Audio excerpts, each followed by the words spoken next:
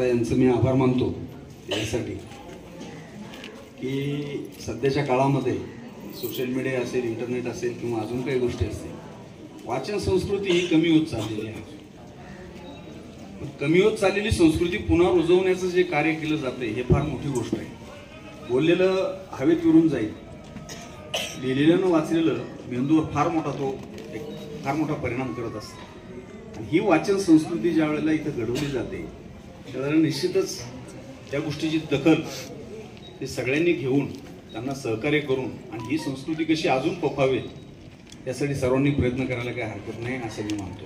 दुसरी गोष्ट अशी, बेल्ले गावाच्या बद्दल बोलायचं झालं, मुळातच हे गाव इतिहास प्रसिद्ध आहे. युरोपमधला माल अरबचे व्यापारी समुद्रमार्गे आणून नाला सोपाऱ्याला उतरून तिथून नाणे घाटातनं हा माल सगळा खाली विशाखापट्टणम, कलकत्ता आणि चीनपर्यंत जात होता. त्यावेळेला जनावरांना असायची ज्ञान सगळी.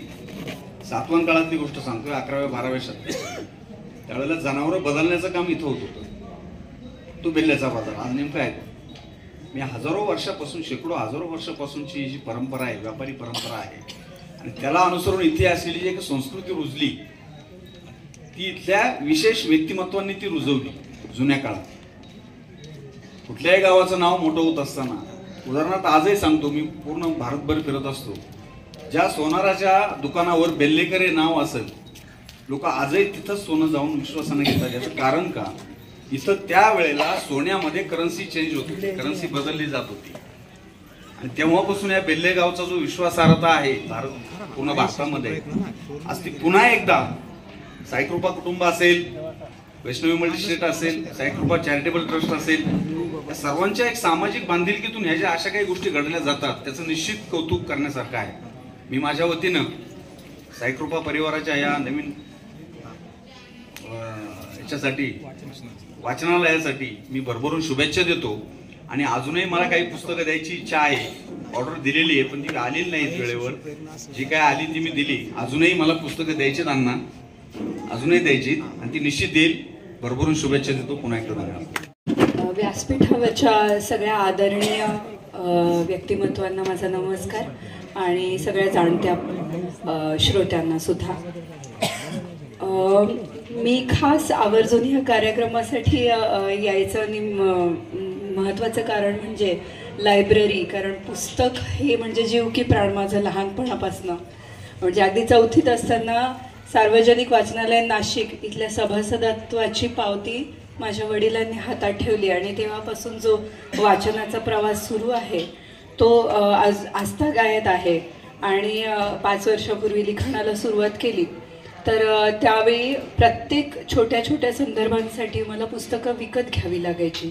मग ते पुण्याला जा, नाशिकला जा, काही क्वचित काही संदर्भ ग्रंथ मुंबईवरनं मागं, असं सगळं डॉक्टर शेलर यांच्या सहकार्याने माझा प्रवास सुरू होता.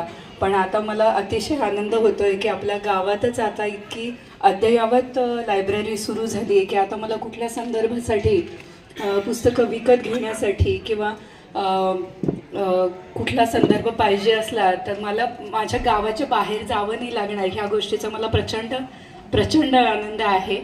आणि दुसरी एक माझी शुभेच्छा देताना एक छोटीशी सूचनाही होती की आपण लायब्ररी तर सुरू करतो आहोत, पण आपल्या या यंग जनरेशनला, जसं सर बोललेत आता की यंग जनरेशनला वाचनाभिमुख करण्यासाठी आपल्याला काय करता येईल, तर दर महिन्याला लेखक तुमच्या भेटीला म्हणा किंवा कुठलं अभिवाचन म्हणा, कुठली निबंधाची स्पर्धा शाळकरी मुलांसाठी, असे जर काही प्रोजेक्ट आपण केलेत तर अजून जास्त वेगाने वाचनाचा आणि लिखाणाच्या सवयीचा प्रसार होईल असं मला वाटतं. या प्रकरणात मला ह्या प्रकल्पामध्ये जर कुठली मदत लागली तर माझे संपर्कातले जे काही लेखिका आहेत, माझ्या काही मैत्रिणी किंवा माझे गुरुस्थानी असणारे काही लेखक आहेत, तर ह्या सगळ्यांचे संपर्क मी स्वतः वैयक्तिक मदत करेन त्या प्रकरणात, अशी माझी थोडीशी सूचना आहे. आणि ह्या सगळ्या प्रकल्पाला अण्णांच्या आणि त्यांच्या सगळ्या टीमच्या या कार्याला माझा सलाम आणि खूप खूप शुभेच्छा. थँक्यू. बंधू भगिनी, आदरणीय चेअरमन जगताप साहेब आणि उपाध्यक्ष बोरचाटे साहेब आणि सर्वच पदाधिकारी, आज या 22व्या वर्धापन दिनानिमित्त ज्यावेळी आमचे माजी सैनिक आमच्या आरोग्य सल्लागार तानाजी माने साहेबांची आणि चेअरमन साहेबांची भेट झाली आणि जी संकल्पना आम्ही सांगितली की आम्ही जर्मन टेक्नॉलॉजीच्या जापनीज टेक्नॉलॉजीच्या माध्यमातून गेली 12 वर्ष आम्ही प्री बॉडी चेकअप करतो आपल्या समाजासाठी. साहेबांनी पटकन सांगितलं की आमच्याही परिवारासाठी आमच्याही सभासदांसाठी की तुम्ही संधी द्यावी आणि त्यानंतर मग सगळी तयारी झाली आणि अतिशय चांगल्या पद्धतीने सरांनी पत्रिका छापून बाकी रिक्षा किंवा आपल्या प्रत्येक परिवारापर्यंत हा मेसेज पोहोचवला. याच्या पाठीमागचा हाच उद्देश आहे की आता कोरोनानंतर जे काही आज आरोग्याविषयीच्या प्रत्येक शहर असो खेडेगाव असो जी काही आज आरोग्याच्या समस्या भेडसावतात लोकांना याचं निदान होणं हे 50% लढाई जिंकल्यासारखे आहे आणि यातून काही आयुर्वेदिक इलाज काही आहार विहाराची विचाराची काही पथ्य पाळून आपण ह्या दिवसातसुद्धा आपण प्रत्येक आजार हा मुळापासून बरा करू शकतो. निसर्गात आयुर्वेदामध्ये ती ताकद आहे आणि साहेबांची जाणकार साहेबांचा जो अभ्यास आहे मी साहेबांशी बोलत होतो बऱ्याच स्टाफशी माझं बोलणं झालं जे काही आज पतसंस्थेच्या माध्यमातून चॅरिटेबलच्या माध्यमातून जे समाजोपयोगी कला उपयोगी जे कार्यक्रम साहेब घेतात हे नक्कीच वाखाणण्याजोगे आहे. सहकार क्षेत्रातही आम्ही काम केले परंतु फक्त तेवढंच देवाणघेवाण न ठेवता समाजाप्रती आपण काहीतरी देणं लागतो यातून साहेबांची जी खरोखर घोडदौड आहे यासाठी आमच्या संपूर्ण चॅरिटी क्रिस्टाईन आयुर्वेद चॅरिटी फाउंडेशनच्या माध्यमातून मी सरांना पूर्ण त्यांच्या कार्याला शुभेच्छा देतो. जास्त वेळ घेत नाही परंतु त्या माध्यमातून खरोखर आज आरोग्य जसं बिघडत चाललंय जरी विज्ञान वाढतंय तसं आरोग्य बिघडत चाललंय. प्रत्येकानेच काही गोष्टीची काळजी घेऊन काही पथ्य पाळून जी काही आपली परंपरा आहे आयुर्वेदाची ही जर जोपासली तर नक्कीच आपण प्रत्येक आपल्या परिवारातला सदस्य चांगला बरा होऊ शकतो. आत्ताच सरांच्या माध्यमातून आणि अशी जी लोकांच्या आशीर्वादाने सहकार्याने आत्ताच माझं ह्याच वर्षी माझं पद्मश्रीला नॉमिनेशन झालं आहे.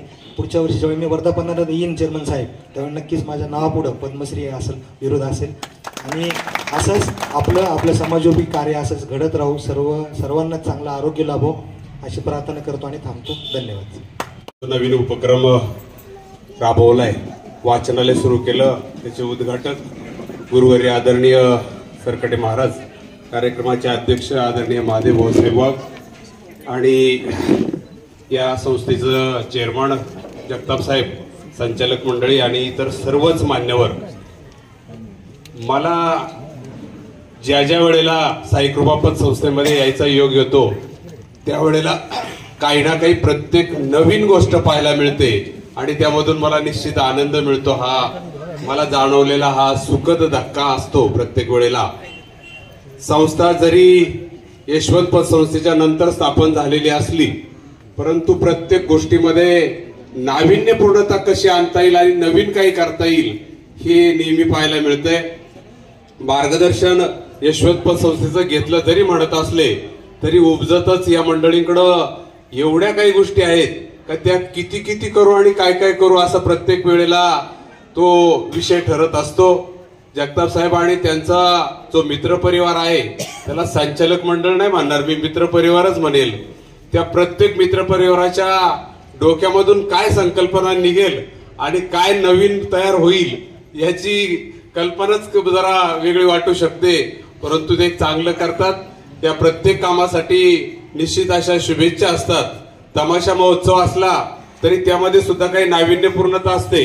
त्या एका 2 वर्षापूर्वी तमाशा महोत्सवामध्ये आमच्या चौधरी साहेबांचा सत्काराचा कार्यक्रम ठेवला तर मी सुचवलं आपण सहकार दिंडी काढूया. का नाही काढायची? लगेच सहकार दिंडीची तयारी.